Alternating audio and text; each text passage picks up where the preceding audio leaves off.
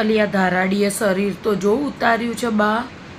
અલા મારે તો આવો કંટ્રોલ જ નહીં થતો, બોલ સાચું તને કહું. કંઈ જોયું નહીં, ખાધું નહીં, ત્યાર શું. હમણાં બહુ જ ઈચ્છાથી જ બોલ કેક ખાઈ ગઈ.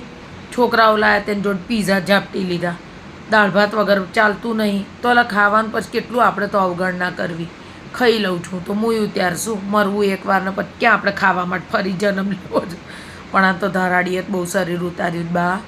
મને તો ખરેખર એને જોઉં ને ત્યારે એકવાર તો પાછ જલન થાય હો, મને એમ થાય કે મારી હારી આનો તો જબરો કંટ્રોલ છે.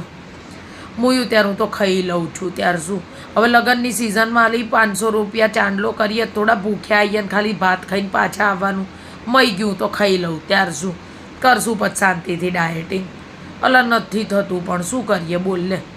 ભાવતી વસ્તુને કેવી રીત નકારવી. મને તો આવું નહીં થતું લી. પછી એ તો કહેતી હતી કે સાંજે ખાલી મગની દાળ ખાવાની. મને એમ થયું